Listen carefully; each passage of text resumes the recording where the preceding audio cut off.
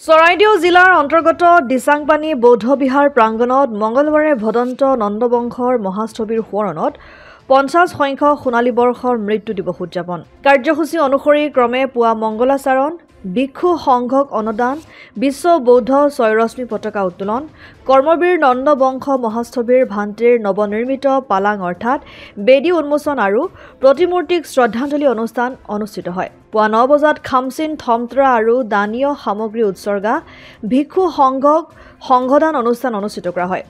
আবেলি 1 বজাৰ পৰা প্ৰয়াত কৰ্মবীৰ নন্দবংশ মহাস্থবিৰ ভান্তিৰ সোঁৱৰণী সভা অনুষ্ঠিত হয়। সভাখন সঞ্চালনা কৰে ভদন্ত জ্ঞানপাল মহাথেৰে।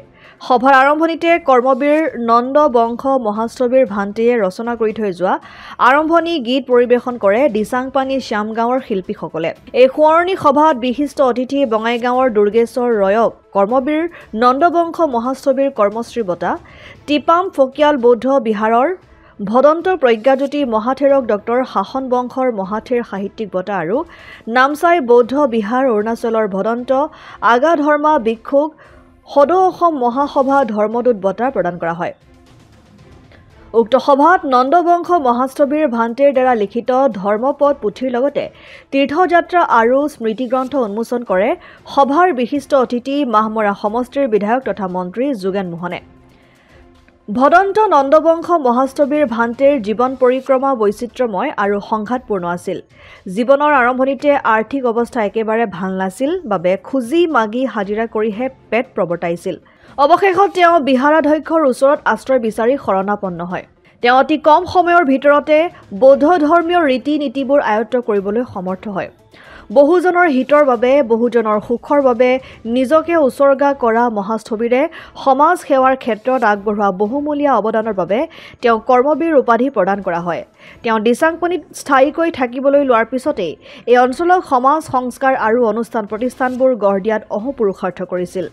উদাহৰণস্বৰূপে দিচাংপানী উচ্চতৰ মাধ্যমিক বিদ্যালয়, ৰাজ্যিক চিকিৎসালয়, সোণাৰী উন্নয়ন খণ্ড, দিচাং নদীৰ পাৰত পকী দলং, বয়ন বিদ্যালয়, ডাকঘৰ আদি উল্লেখযোগ্য। তেওঁ এই অঞ্চলটোৰ জনসাধাৰণৰ অশেষ কল্যাণ সাধি গৈছে। সন্ধিয়া বন্তি প্ৰজ্বলন আৰু পুংফাই উৎক্ষেপন কৰা হয়। ইয়াৰ পিছতে সাংস্কৃতিক অনুষ্ঠান অনুষ্ঠিত কৰা হয়। মথুৰাপুৰৰ পৰা ইছলাম আহমেদৰ ৰিপৰ্ট, অসম আদিত্য। NKS হুণ্ডাইলৈ স্বাগতম।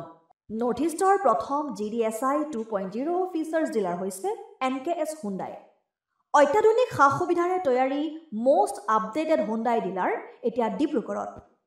আমাৰ NKS হুণ্ডাই ডিলাৰত open sales consulted room, customer ৰুমৰ লগতে পুৰণি গাড়ীৰ এক্সচেঞ্জ ফেচিলিটিও ৰখা হৈছে।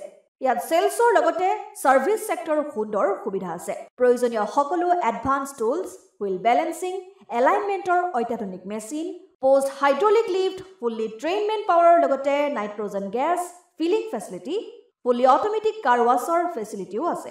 লগতে NKS হুণ্ডাই ডিলাৰে কাষ্টমাৰসকলৰ সুবিধাৰ্থে মোবাইল ছাৰ্ভিচ ভেনৰো ব্যৱস্থা ৰাখিছে, য'ত হাইড্ৰলিক লিফ্ট, ৱাছিং facility, wheel balancing, tyre pressure check কৰাৰ লগতে বহুখিনি সুবিধাই উপলব্ধ আছে। NKS হুণ্ডাইলৈ আহক আৰু সুবিধাসমূহ গ্ৰহণ কৰক।